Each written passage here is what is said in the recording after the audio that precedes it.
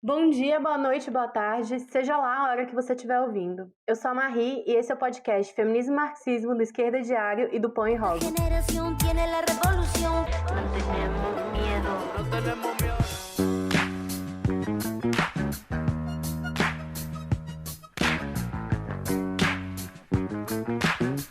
É preciso acabar de uma vez por todas com o Maio de 68. Essa frase, dita por Nicolas Sarkozy, que governou a França entre 2007 e 2012, é uma expressão clara do desejo da burguesia e do imperialismo francês. Nesse processo de luta operária e estudantil que sacudiu a França, as mulheres, ao contrário do que lemos em diversos documentos sobre o Maio francês, tiveram um papel importante no combate, e que inclusive levou a questionamentos sociais profundos, com efeitos em todo o mundo. Por isso, 53 anos depois, a burguesia ainda se treme pensando nas barricadas de 68.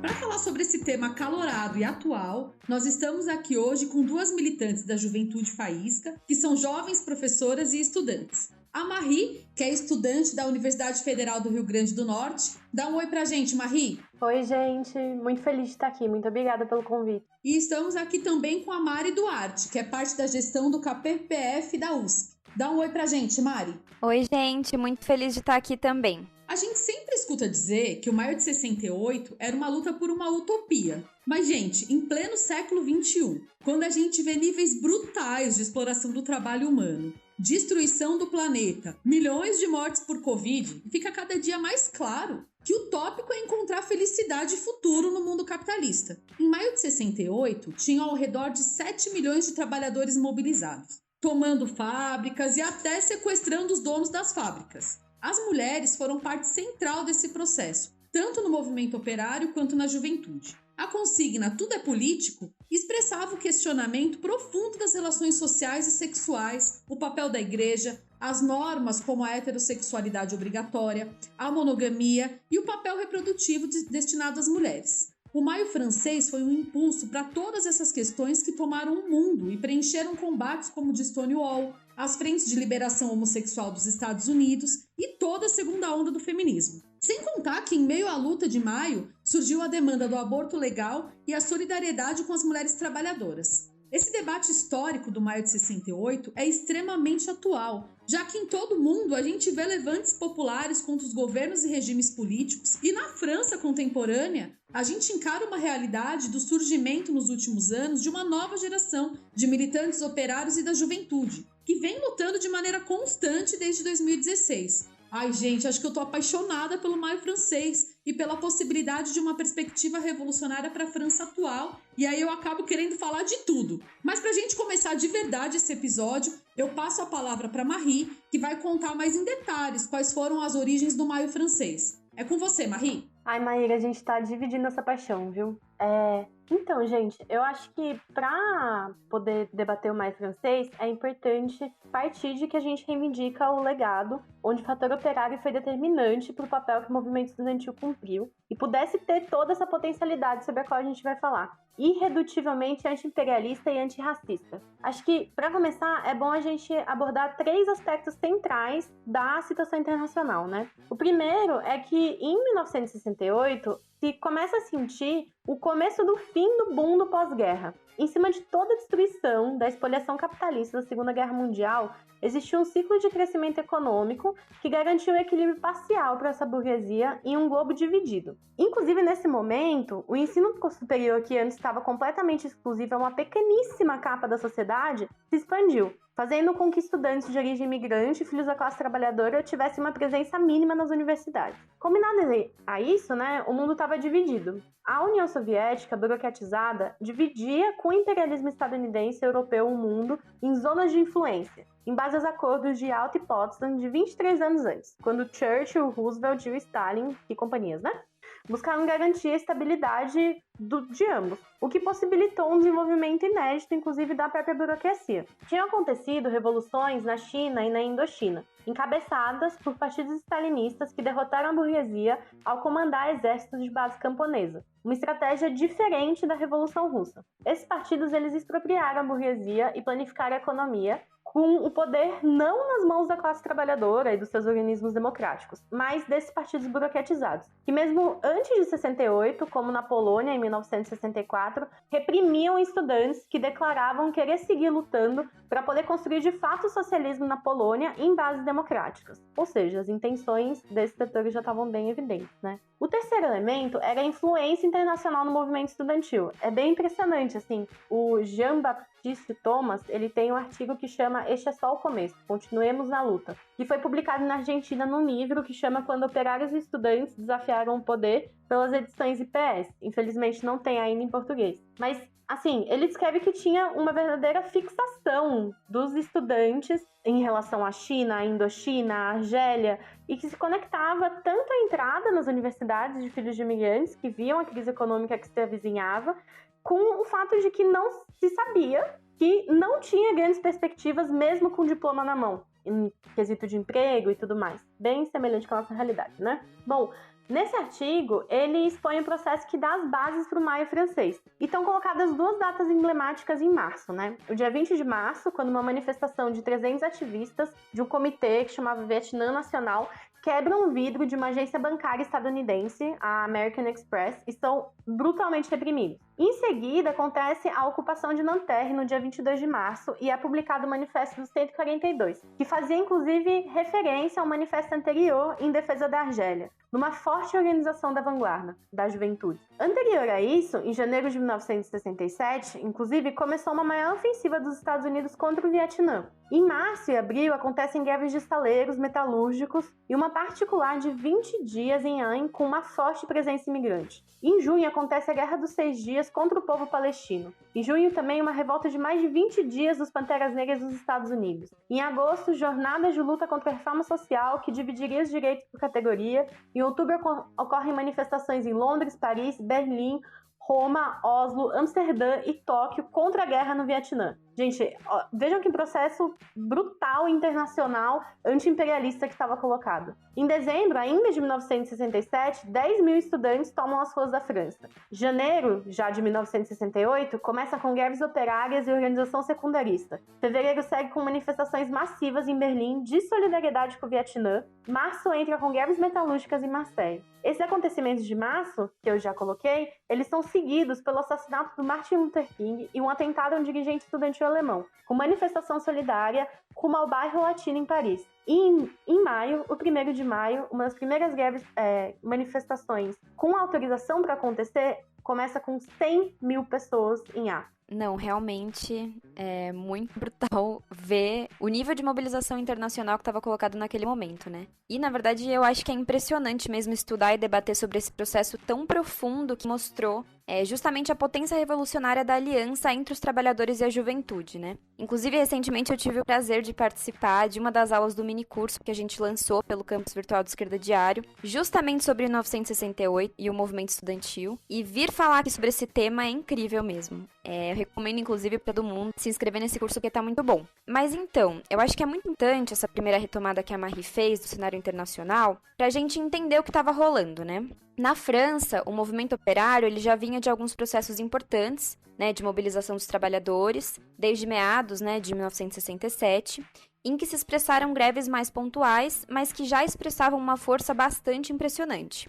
Depois, né, como vocês já falaram, lá para o final de março vai estourar uma grande mobilização estudantil, e um dia antes de ser aprovada a reforma do ensino do De Gaulle, né, que era o presidente na época, já no início de abril, os operários de Sud Aviation começam uma grande greve que vai se prolongar até o início de maio. Bom, daí em diante, os processos de luta operários só se escalaram, chegando a um patamar em que, em maio, a maioria dos trabalhadores assalariados na França tinham paralisado a produção. Esses metalúrgicos de Sud Aviation, inclusive, foram parte do enorme contingente de metalúrgicos que cumpriu um papel muito importante ao lado dos trabalhadores da Renault Cléon e dos estaleiros de Bordeaux, que ocuparam as fábricas e chegaram até a sequestrar os seus patrões como a Maíra falou no início. Em relação às demandas que esses trabalhadores levantavam, inclusive, no começo eram em torno de questões concretas, né, como salário e tal. Mas que depois, e aí a juventude cumpre um papel bastante importante nisso, passaram a expressar mais de fundo um descontentamento social com o conjunto da sociedade pós-guerra,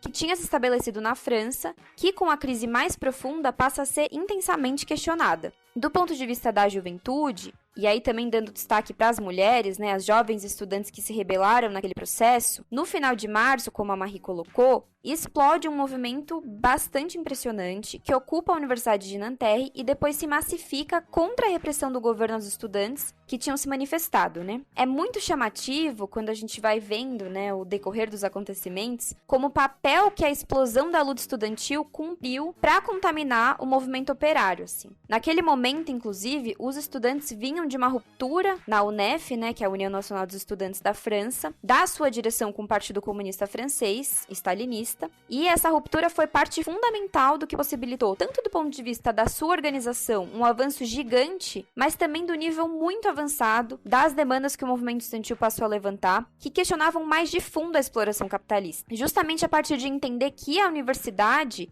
é uma universidade de classes, e que acabar com isso passa por acabar com a sociedade de classes. Esse questionamento mais profundo ao capitalismo e à dominação burguesa foi o que possibilitou que essa juventude pudesse atuar como caixa de ressonância do movimento operário, buscando se ligar organicamente com a classe trabalhadora, apesar da direção do PCF que batalhou com unhas e dentes para separar esse movimento. É claro que, do ponto de vista das mulheres, esses questionamentos também levaram a que as jovens meninas, né, estudantes, passassem a questionar mais de fundo o papel da opressão na sociedade e, por isso, também, como sempre, foram linha de frente desse processo. Uma das militantes da época, Jacqueline Guillotin, em uma entrevista para uma minissérie documental da TV Cultura, disse o seguinte: maio de 68 é também a compreensão do que é ser feminista, ser mulher, e também de que os homens não nos dariam espaço se nós não corrêssemos atrás. Gente, eu tô até agora, assim, impressionada com o que a Marie colocou, do tanto de coisa que aconteceu em tão pouco tempo, né, na França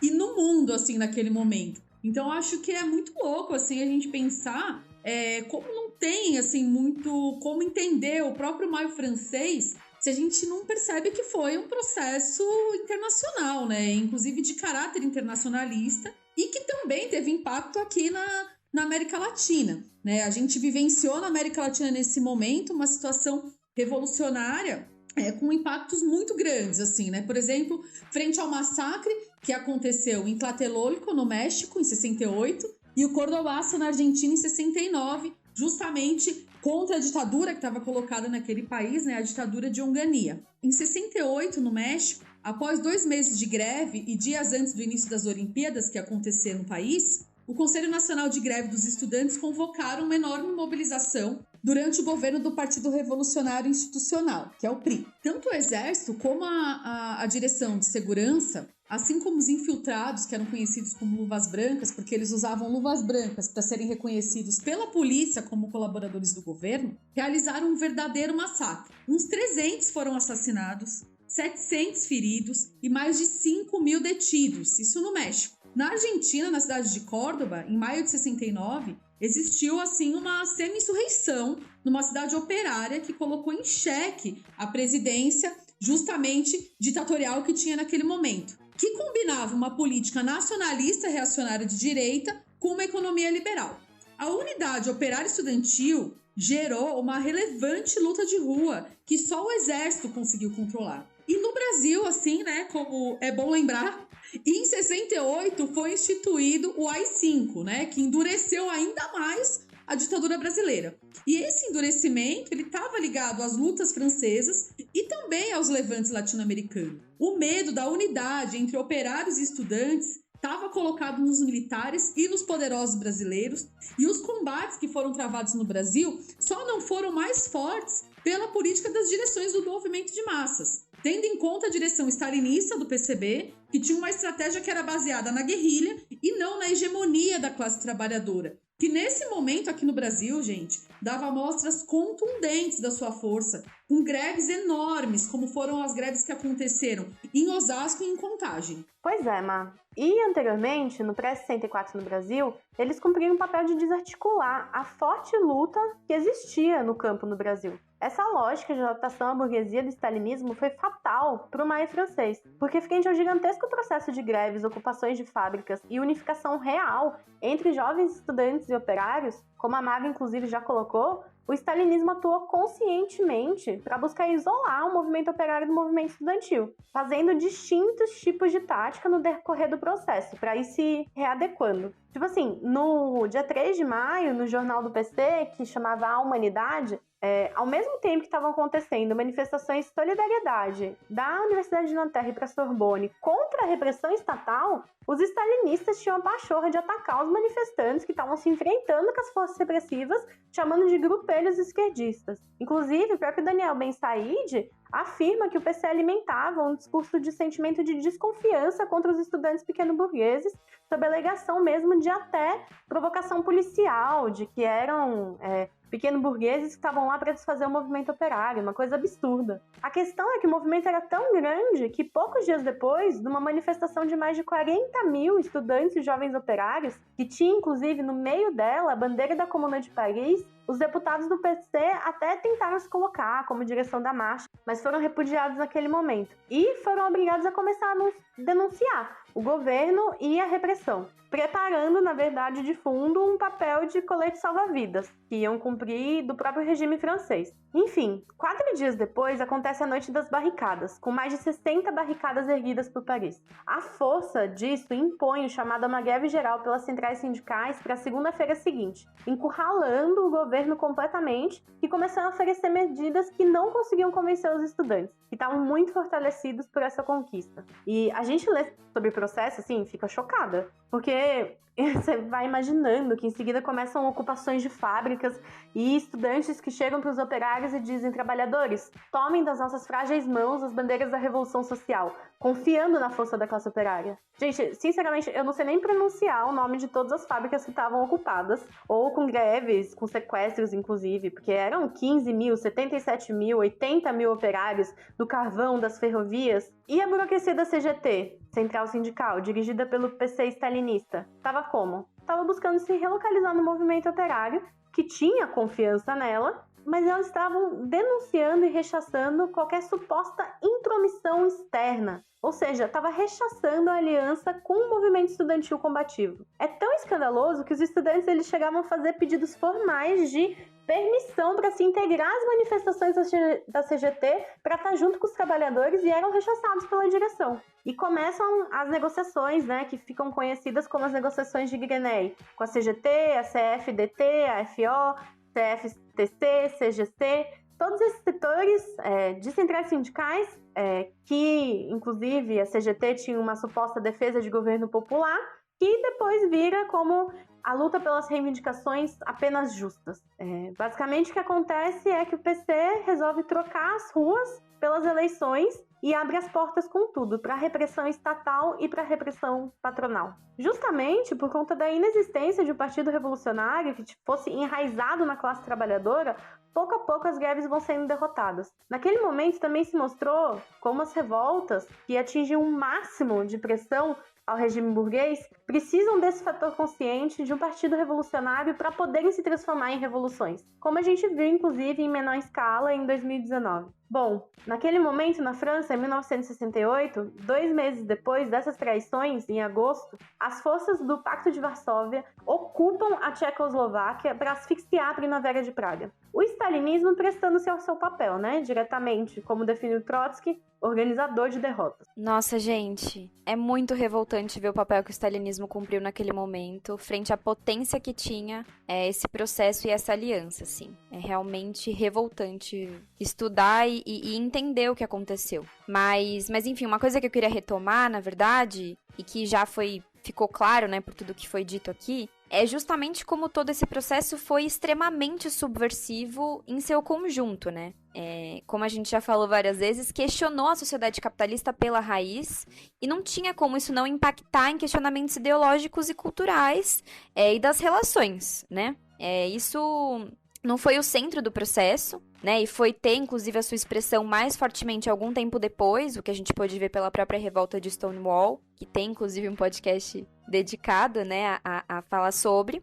Mas, na verdade, o Maio Francês foi um verdadeiro impulso para que, posteriormente, surgissem questionamentos mais profundos de combate às opressões no movimento LGBT e no movimento feminista, né? Mas, desde aquele momento, isso é importante, uma coisa que é muito chamativa é a reivindicação das mulheres do direito ao aborto. E isso pode parecer menor, mas a gente tem que entender também o que era a França e o conjunto da Europa naquele pós-guerra, né? Porque estava passando por um governo bonapartista, que tinha um general na sua direção e que, em 1945, tinha dito que a França necessitava de 12 milhões de bonitos bebês em 10 anos. Acho que essa frase expressa muita coisa, né, se a gente for pensar. Expressa justamente a qual papel que as mulheres eram renegadas naquela sociedade, né? Seres que servem para procriar, para se dedicar à família, aos filhos, e que esse é o nosso grande papel. Mas naquele mês de maio, na verdade, as mulheres mostraram que não, né? E colocaram o de Gaulle e o conjunto da burguesia francesa para tremer frente à enorme força unificada das estudantes e das mulheres trabalhadoras, levantando que não só o nosso papel nessa vida não é viver para ter filhos e cuidar da família, mas exigindo o direito ao aborto para que a gente possa parar de morrer todos os dias por abortos clandestinos. É uma potência para nossa luta hoje saber que essas mulheres que se atreveram a incentivar a França naquele momento já levantavam essa demanda que é tão sentida até os dias de hoje por cada jovem que se considera feminista. É arrepiante pensar a história dessas mulheres, né? Que se atreveram a tanto. Inclusive porque quando a gente pensa nessas reflexões tão profundas sobre a vida de enfrentamento brutal com o patriarcado, nas fotos a gente vê as mulheres na linha de frente do Maio de 68. Mas, sinceramente, quando eu fui pesquisar, a primeira coisa que eu encontrei foram artigos que ficavam falando do silêncio das mulheres no Maio de 68. E daí eu fiquei pensando, no Maio de 68? Porque, assim, em Nantes, a cidade chegou a ser controlada pelos operários e estudantes por uma semana. E quem controlava todo o abastecimento da cidade e a distribuição de alimentos eram as mulheres. Tem um documentário que é produzido pela NPA, que é intitulado Maio de 68, Tudo pra Mudar. Tem uma entrevista com uma antiga ativista da Juventude Comunista Revolucionária, que chama Josette Trat, que hoje é socióloga e é fundadora dos Cadernos de Feminismo. Naquele momento, no Maio de 68, ela só tinha 20 anos e ela estava integralmente imersa na luta. Eu vou ler para vocês 2 trechos do que ela fala que eu achei muito profundos, assim, muito fortes, para pensar o que era essa geração de mulheres que estava desafiando o poder junto aos operários. Abre aspas. Meus pais tiveram suas vidas arruinadas pela guerra, antissemitismo e racismo. Foi um pano de fundo que cultivou minha sensibilidade. Estava fora de questão que minha geração experimentasse a mesma coisa. A luta contra o racismo e contra a guerra estava profundamente enraizada em mim. Foi assim que se envolveu durante anos, 24 horas por dia. E aí ela fala sobre o papel das mulheres em processo e ela fala assim: não nos limitávamos a fazer café como sugeriram algumas feministas. Existiram militantes políticos e muito atuantes em todos os setores da sociedade. Quantos Judizetes existiram que se enfrentavam com a possibilidade de fazer política sendo mulheres, defendendo o direito ao aborto, tomadas pela luta antirracista e anti-imperialista? É muito apaixonante pensar nisso quando dezenas de milhares tomam as ruas em defesa da Palestina ao redor de todo o mundo. O que vai ser dessa nova geração radicalmente antirracista e anti-imperialista com mulheres e LGBTs, negras e negros na linha de frente, né? Tem também uma entrevista de uma mulher que chama Fabienne Laure. Ela era estudante de ensino médio secundarista em 1968 e ela começou a vida de ativista dela participando de uma greve na escola. 3 anos depois, ela decidiu se instalar como operária numa oficina de costura da fábrica de Renault-Flin, carro-chefe que foi dos acontecimentos e greves de 1968. E ela deu uma entrevista para o Revolução Permanente, que é da Rede Internacional de Esquerda Diário, sobre um livro que ela publicou que chama O Reverso de Flynn, que ela conta as experiências dela atuando no movimento operário em defesa dos direitos das mulheres, inclusive dos direitos reprodutivos, que a Mari acabou de falar. E no relato ela expressa como a traição das burocracias e a traição stalinista ao movimento de massas foi também contra as mulheres, e como o questionamento pela revolução em todos os espaços da vida social, incluídas as camas, estava presente desde a secundarista.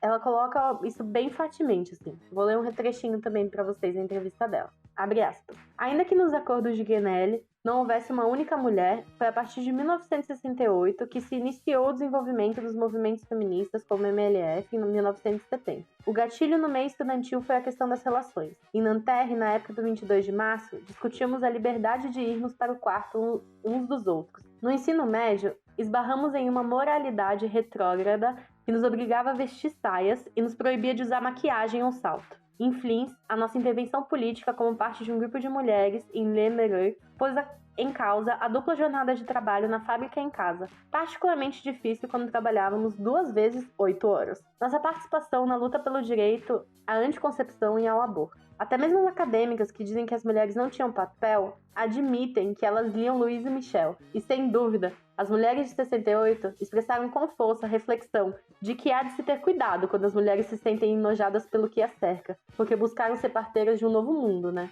Nossa, gente, realmente é preciso ter cuidado mesmo quando as mulheres se enojam.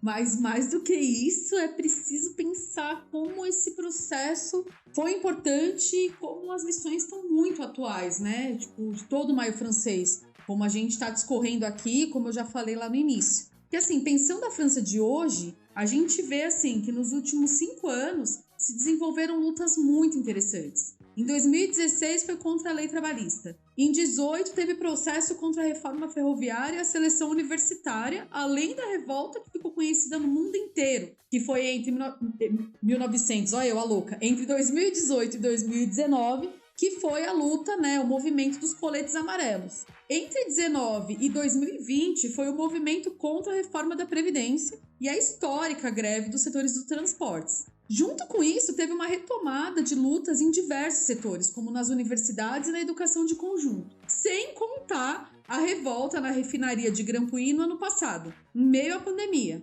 Essas experiências foram marcadas pela entrada em cena e com métodos históricos da classe operária, setores do movimento operário organizado e também setores de trabalhadores precarizados. E a juventude, assim como no Maio Francês, novamente se colocou como uma caixa de ressonância importantíssima dessa dinâmica e levou às ruas a denúncia da violência policial, do racismo, da violência sexista e sexual ou também da catástrofe climática em curso, né? Que tem sido muito discutida. Então, no marco de uma crise capitalista histórica que se aprofundou com a pandemia, a gente vê que na França de 2021 existem elementos muito parecidos com a França de 68, inclusive pensando nos marcos internacionais. As classes dominantes francesas estão se preparando para fazer os trabalhadores pagarem pela crise capitalista com um monte de reforma neoliberal, gente. Com o aumento da produtividade do trabalho e com uma série de medidas de austeridade.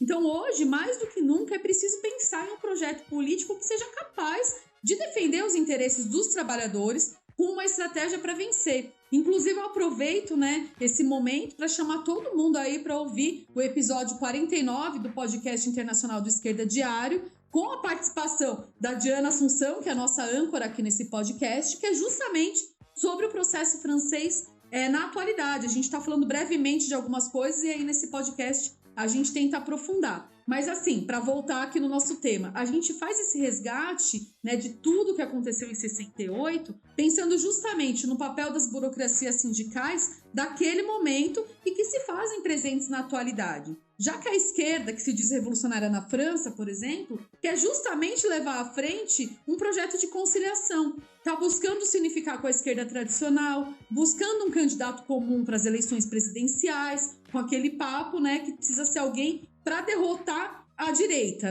Mas no marco de pensar justamente em como gerir o capitalismo e não em como organizar a força da classe trabalhadora. Ou seja, gente, uma parte importante da esquerda francesa hoje, inclusive a direção majoritária do NPA, quer levar à frente um projeto reformista e canalizar a revolta dos trabalhadores e dos jovens para a miséria do possível que foi tão combatida pela geração de 68. A gente atua, como parte da nossa corrente internacional, a gente atua também na França com o CCR, e com, digamos assim, o Esquerda Diário de lá, que se chama Revolução Permanente. E a gente está justamente discutindo que agora, como há muito tempo não se colocava, existe uma grande oportunidade para construir uma ferramenta de fato revolucionária que dê saída de fundo para essa situação. Eu acho que até mesmo aqui no Brasil a gente pode, mostrar até onde pode levar a aliança dos setores de esquerda com os poderosos em nome desse combate à extrema-direita, sem um programa que possa de fato responder aos problemas sentidos pela maioria, né? Aqui, por exemplo, o PT quer que a gente espere passivamente até 2022 e o PSOL apoia essa ideia. Então, reconstruir a história é justamente para a gente poder combater essas saídas reformistas, já que mais do que nunca, está colocado hoje uma saída de classe. Imagina se os estudantes e os trabalhadores franceses tivessem feito isso. A gente não estaria aqui hoje tirando todas essas lições desse processo intenso de luta e de mobilização dessa juventude e desses trabalhadores que se atreveram a questionar tudo.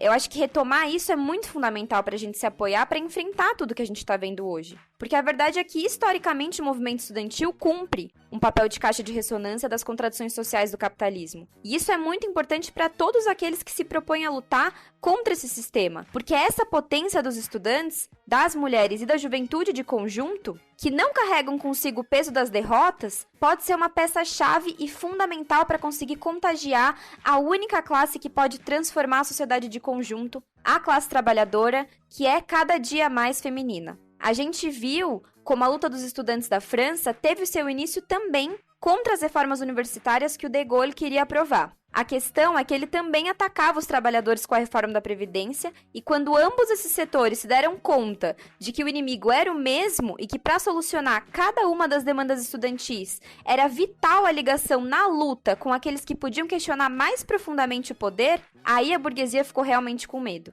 E é isso que a gente tem que fazer aqui para conseguir enfrentar esse governo Bolsonaro, que é cortar a verba da universidade e acabar com o direito à aposentadoria dos trabalhadores, por exemplo. Da mesma forma que a burocracia do PCF atuou na França, hoje a gente vê que a direção da UNE, composta centralmente pela OJS do PCdoB, e da CUT, composta pelo PT, separam a nossa luta e chamam dias de mobilização diferentes. Por isso, aqui a gente quer chamar todas as mulheres estudantes e trabalhadoras a estarem com a gente na mobilização do dia 29 no próximo sábado. Só unificando as nossas demandas, a gente vai poder enfrentar o Bolsonaro, o Mourão e todos os poderosos que querem destruir o nosso direito ao futuro. Tudo isso que eu coloquei foi ficando claro para mim no momento que eu entrei na universidade e vi que era impossível que a gente conseguisse ter aula sem o trabalho diário das trabalhadoras terceirizadas da limpeza, que faziam um serviço essencial para manter a faculdade limpa e assim garantir o seu funcionamento. A partir desse momento, eu fui percebendo que a luta contra cada ataque que faziam a essas trabalhadoras era também uma luta nossa, dos estudantes. E que se a gente se alia com todas elas, efetivas e terceirizadas, é a única forma da gente conseguir enfrentar os nossos inimigos. Bom, gente, toda essa discussão no marco do processo que a gente está vivendo hoje, com a pandemia que segue e uma série de lutas que vem se desenvolvendo no mundo e na França em particular, mostram pra gente a necessidade de buscar uma saída de fundo para a situação. E para que não sejamos nós, que sigamos pagando por essa crise. Nesse sentido, a unidade entre os trabalhadores e a juventude, as mulheres, os negros, os setores LGBTs é essencial. As revoltas do Chile, Equador, Líbano, Peru e agora na Colômbia mostram o quanto está colocada a tarefa de tirar as lições e batalhar para que seja a classe trabalhadora, com a sua luta contra as mazelas capitalistas, possa construir sua ferramenta de organização e luta revolucionária. O que não tinha naquele momento na França de 68 e que hoje ainda é preciso construir, partindo do enfrentamento contra qualquer concepção de que as nossas conquistas virão apostando no mal menor e na ilusão utópica de que o capitalismo pode ser reformado. A nova vanguarda de trabalhadores, jovens e mulheres que vem despertando na França atual é um ponto de apoio enorme, gente, para levar até o fim essa tarefa histórica. Nesse sentido, nós do Pão e Rosas, que somos um grupo internacional de mulheres socialistas, lançamos, com a fração trotskista, um manifesto que se chama O Desastre Capitalista e a Luta por uma Internacional da Revolução Socialista, que busca justamente extrair e colocar no debate as principais lições das últimas experiências da luta de classes. Eu convido todo mundo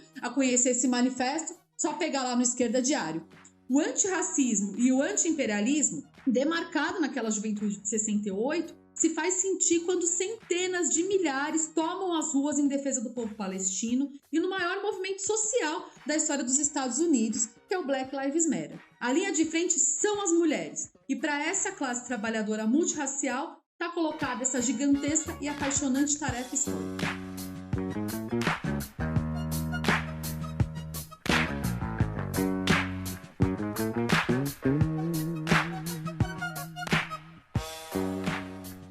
A gente fica por aqui. Eu quero agradecer demais a Marie. Mulher, obrigada a você e toda essa equipe maravilhosa do podcast Feminismo e Marxismo. Vocês fazem uma contribuição fundamental para o feminismo socialista nesse país. Vocês arrasam demais. Valeu. Valeu, Marie. E eu agradeço também imensamente a Mari Duarte. Obrigada a vocês, gente. Foi demais participar.